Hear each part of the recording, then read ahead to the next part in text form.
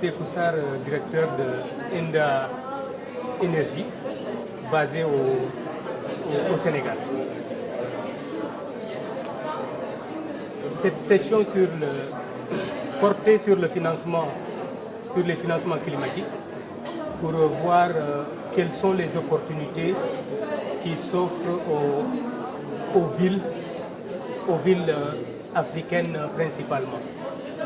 Et de notre point de vue, après avoir écouté les différentes communications de différents réseaux de villes, de la Banque africaine de développement, de la BAD et d'autres institutions financières, le débat a montré qu'en définitive, il y a énormément de ressources disponibles au niveau international. La question de fond, c'est de savoir comment ces ressources disponibles à l'échelle internationale pourraient être accessibles aux villes pour apporter de réelles transformations attendues, notamment pour mieux lutter contre les changements climatiques, les effets des changements climatiques, les inondations que nous connaissons aujourd'hui, l'érosion côtière, la perte de productivité des terres, la salinisation, etc., etc.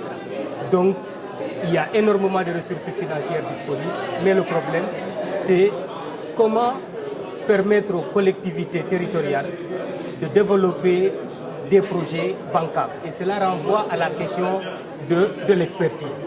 Dans le débat, on a beaucoup parlé, oui, il n'y a pas d'expertise disponible en Afrique. Le problème n'est pas la non-disponibilité de l'expertise en Afrique. L'expertise existe en Afrique.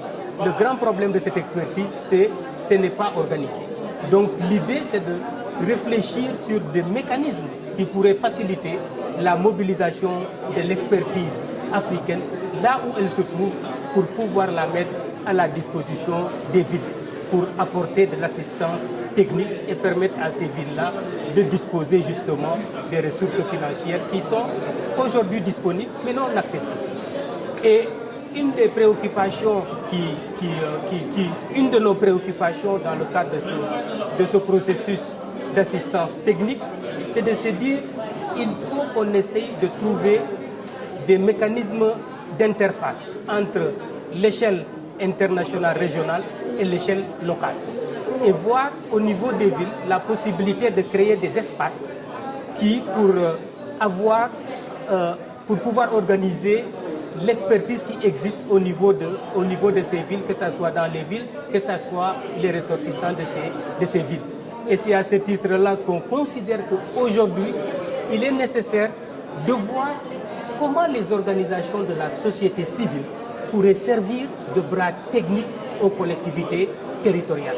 Parce qu'aujourd'hui, dans les villes, dans les pays africains, il y a énormément d'organisations de la société civile qui disposent d'expertise, mais très souvent oubliées parce que considérant que ces gens-là sont là juste pour influencer uniquement les politiques. Au-delà de l'influence politique, ces organisations de la société civile disposent de l'expertise pour accompagner justement les collectivités territoriales. Donc en créant ces espaces au niveau des villes qui pourraient constituer des mécanismes d'incubation, on aura l'opportunité de regrouper, d'organiser l'expertise technique pour mettre cette expertise à la disposition des collectivités territoriales et les accompagner dans le développement de portefeuilles de projets bancables pour pouvoir justement contribuer à la mise en œuvre des contributions déterminées au niveau national dans le cadre de l'accord de Paris.